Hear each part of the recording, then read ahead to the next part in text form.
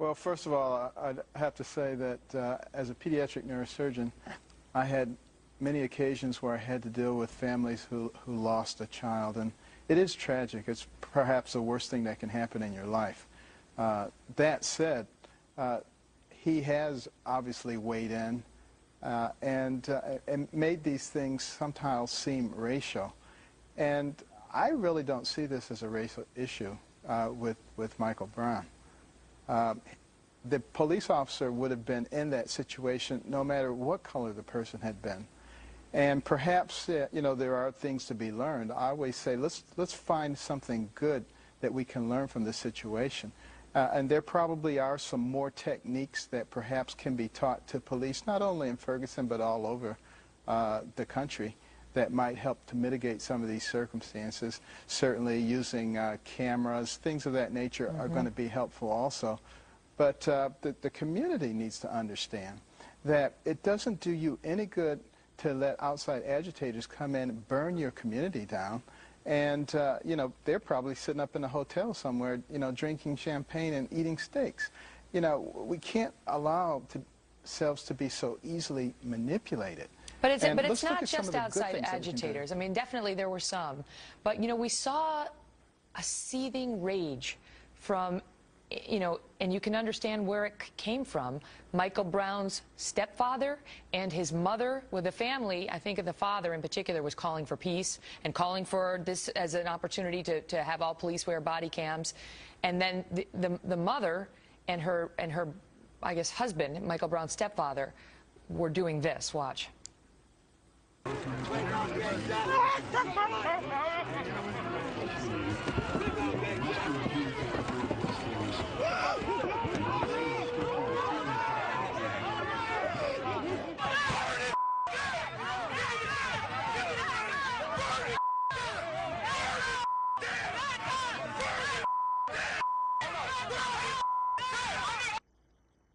I understand grief, but how can anybody hear the message through that?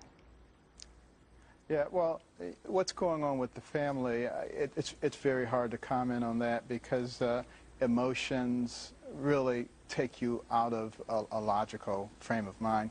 But the other people, really, I think we're just taking advantage of the situation.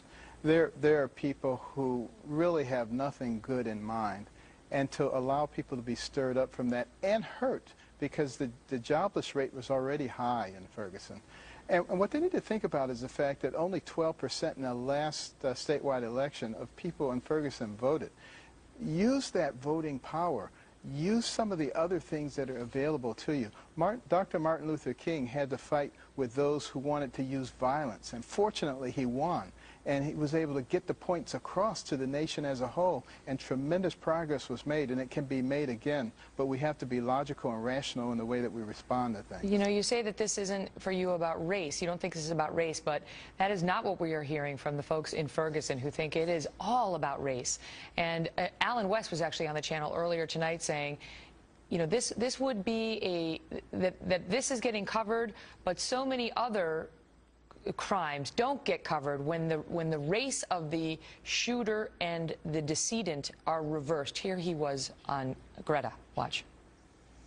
What I do find very hypocritical is that President Obama nor Eric Holder has said anything about the 4 black gang members who brutally carjacked and took Captain Kevin Quick, a Virginia Reserve police officer, and murdered him.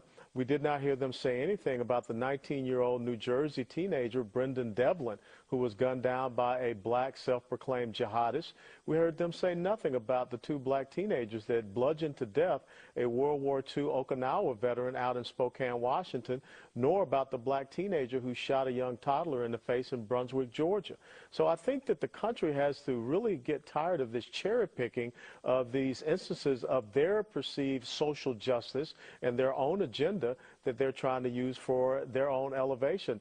And this really is getting quite despicable. So I think that that's what you're seeing, a political opportunity, and there is no doubt that after what the very meticulous and very well-stated summary that was given by the prosecutor McCullough, that the whole federal government should step out of this and there should be no further probes. Your thoughts on that, Dr. Carson? Well, Colonel West is right on target. And the fact of the matter is, today, dozens of young men were killed in the inner city, as they were yesterday and as they will be tomorrow. Why are we not focusing attention on them? Are they not important? I think it's an epidemic that is going on.